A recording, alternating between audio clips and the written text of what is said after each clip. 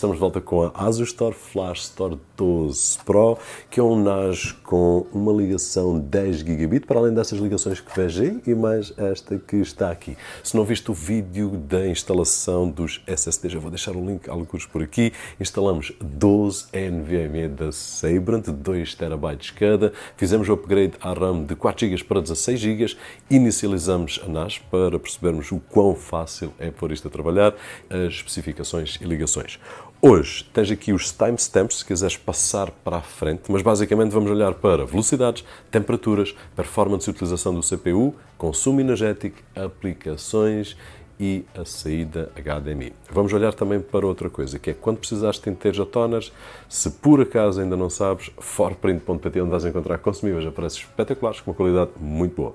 E claro, como sempre, suporta a Forprint, que entrega entre 24 a 48 horas e para experimentar já não vais querer outra coisa. Aqui a Flash Store 12 Pro cada vez me deixa mais convencido que poderá ser uma alternativa espetacular para aqueles que andam à procura de um NAS silencioso, num formato pequeno, que não precisa de discos mecânicos e que, apesar de poder ficar uma configuração bem cara como esta que está aqui, não precisamos de fazer logo assim. Podemos comprar um SSD e depois passar 2 ou 3 meses, conforme as nossas necessidades e possibilidades, outro SSD e ir crescendo e ficar aqui com uma máquina espetacular. Tem uma ligação de 10 GB e com a configuração RAID 5, eu fiz aqui um speed test com o meu Mac e ele ali estava a ter nos 500 MB por segundo em escrita e 1000 MB por segundo em leitura. Os 1000 MB está tudo ok, os 500 é que eu fiquei assim um bocadinho com o pé atrás. No entanto, liguei um computador Windows para tentar testar, também com uma placa de Thunderbolt para Ethernet,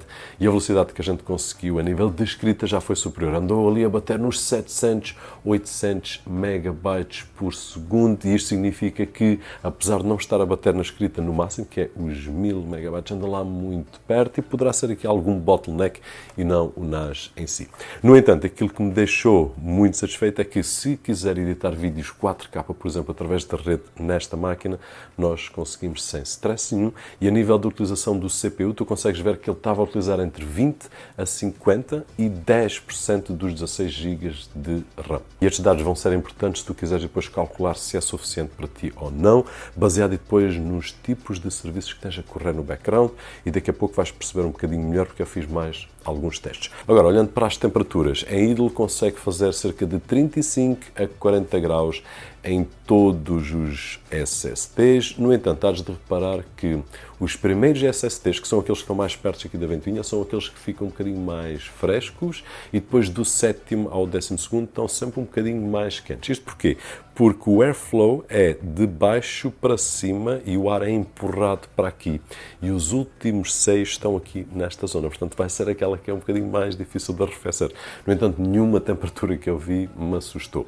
Em Idle, como eu estava a dizer, 35, 40, com um ambiente aqui do escritório a 28 graus. Estamos em junho, está calor. Portanto, 28 graus e ele aguentou-se ali muito bem. Depois, quando estive a fazer aqueles testes de escrita e leitura ali no máximo, durante uma série de tempo, o máximo que eu consegui observar foi ali na onda dos 60 graus. Portanto, nada do outro mundo, e estamos aqui a falar de testes que são testes de escrita-leitura constante, sem parar.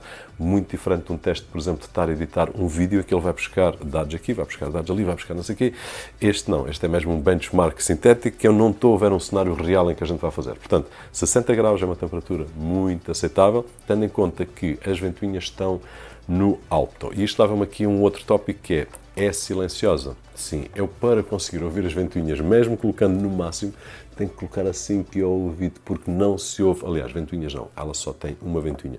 Ouve-se eu colocar assim aqui ao lado e mudar de low para high, ou mudar de alto para high, mas tirando isso, super silenciosa. Consumo energético em Idle, cerca de 13 a 17 watts, sem nada a correr no background, que eu acho que não faz muito sentido.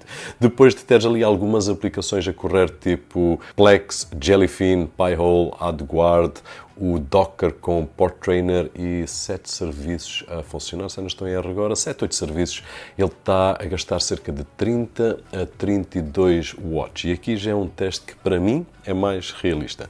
Depois, a seguir, fiz um outro teste, que foi o de escrita-leitura, que é uma coisa que a gente pode fazer com frequência se utilizarmos a máquina para edição de vídeo. O consumo é cerca de 34 a 41 Watch. Depois eu quis esticar mais ainda, então fiz aqui uma batota que foi, removi no Jellyfin a aceleração por hardware, ou descodificação por hardware. Então o que é que acontece? Acontece que com qualquer filme 4K HEVC ele vai ali aos 99% do CPU. Portanto não dá mais do que isto, apesar de um funcionamento normal ele não chega lá. E aí conseguimos atingir cerca de 38 a 40 watts, mas tendo atenção que foi só mesmo para esticar o CPU ao máximo, portanto se tu fores fazer uma utilização intensiva, o máximo que eu consegui observar foi cerca de 40 watts. Portanto é uma máquina muito eficiente. O CPU é o Intel Quad-Core Celeron N5105, o CPU que nós já utilizamos aqui bastante em várias máquinas, sabemos basicamente a performance dele, portanto não há aqui muitas novidades.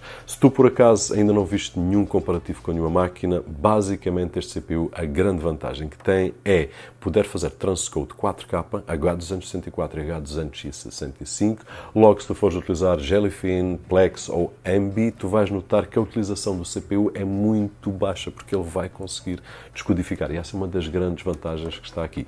No entanto, para tentarmos perceber se é suficiente para a tua utilização, fiz aqui alguns testes, mais ou menos como eu te mostrei ainda agora, e para conseguirmos chegar aos 70% de utilização do CPU, eu coloquei 5 máquinas a fazer stream, aliás, era só uma máquina, mas estava a fazer 5 streams em simultâneo no Chrome, que era o meu MacBook, e depois coloquei um telefone a correr com a ligação 4G, que era para obrigar a máquina a fazer um transcode, e aí conseguimos chegar aos 70%. Portanto, a nível de utilização, no background tinha o Pi-hole, tinha Hardguard Home, tinha mais meia dúzia de serviços que agora não me lembro, a correr impecavelmente e com uma utilização máxima de 70%. Isto porquê? Porque estávamos a fazer transcode para o telefone. Uma das coisas que nos vai tirar mais recursos na máquina. Eu diria que se tu fores fazer outro transcode ainda te vais aguentar e a bater ali nos limites, nos 90 e qualquer coisa, mas mais do que isso, não. Aplicações. É uma das vantagens da ASUS Store, que é uma caixa pronta a ligar um cabo, ligar outro cabo, colocá-la na rede, inicializar, como fizemos no último vídeo, e depois começarmos a instalar as aplicações e siga. A nível de aplicações, ela é muito rica. Vamos encontrar ali uma série de aplicações que é só carregar, instalar e começar a utilizar. Tens o Plex, tens Jellyfin, tens Pi-hole, tens Hardguard Home e uma série de outras aplicações que eu vou mostrar e algumas. Nós já vimos aqui vários vídeos, portanto não te vou cansar. No entanto, imagina este cenário. Se tu instalares uma aplicação que se chama Docker e Port Trainer, para fazer a gestão de Docker, ele vai-te abrir um mundo de possibilidades em que já não estás limitado só às aplicações que a ASUS Store tem lá, mas já tens uma série de outras aplicações. Se pesquisares um bocadinho por Docker, vais encontrar esse mundo quase infinito. E está tudo ali ao alcance de um botão. Portanto, quando nós pensamos em Home Lab Server, é uma opção excelente, tendo em conta a facilidade que nós temos, principalmente para aqueles que querem uma solução de, ok, chegar, ligar e já está. Falar em já está, tem também uma saída HDMI e tem uma saída de áudio óptico. E isto serve para, se quisermos ligar ao pé da nossa TV e ligar ao sistema de som, então impecável, e saída HDMI para a TV. Aquilo que tu vais ter, e podes estar curioso aí, nós já vimos isto no passado em algumas máquinas ASUS Store, é uma interface que nos vai dar a possibilidade, por exemplo, de gerir a máquina com o dashboard, através de um browser, que é o Firefox, e vai também colocar alguns atalhos para aplicações que nós mais utilizamos e que instalamos também no dashboard da ASUS Store. Por exemplo, temos o Prime Video, temos YouTube, Spotify, Firefox, Netflix, tudo de aplicações que eu instalei no dashboard e depois aparecem aqui no ecrã, mas são todos atalhos para o Firefox que nos leva à página do serviço que nós escolhemos. Não fiques a pensar que há algum sistema operativo à parte que te vai dar uma experiência Android ou uma experiência parecida. Não, são atalhos para Firefox. E não sendo a minha forma favorita de utilizar um dispositivo multimédia, pelo menos esta interface, eu acho positivo termos aqui a saída HDMI, porque podemos, para além de utilizar como servidor, aceder a ela com um monitor, quer seja televisão, etc, etc, e fazer, no mínimo, a gestão do dispositivo, sem ter que ligar outro dispositivo qualquer. A performance é suficiente para a maioria dos utilizadores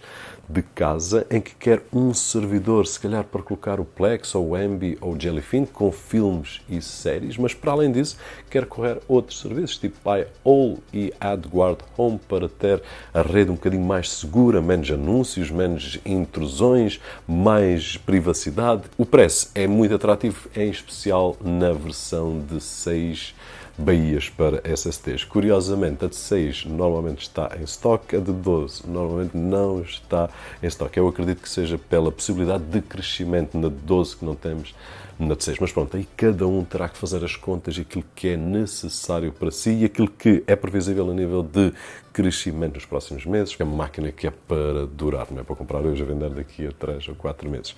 Depois, a outra grande vantagem que eu vejo é a forma fácil de nós irmos crescendo. Eu posso fazer este investimento mais pequeno da NAS com um SSD e depois ir crescendo à medida das minhas necessidades. Dito isto, eu espero que tu tenhas gostado dos testes e que ajudem a decidir se é esta a máquina que tu precisas, se a performance é mais que suficiente ou se a performance não chega, consumos energéticos, aquela coisa toda que nós vimos. Um grande thumbs up para ti, espero que estejas bem aí desse lado. Se o vídeo foi útil, não te esqueças de deixar aquele thumbs up para alguns por ali, que é muito agradecido aqui deste lado. O meu nome é Roberto Jorge e, como sempre, a gente vê-se no próximo.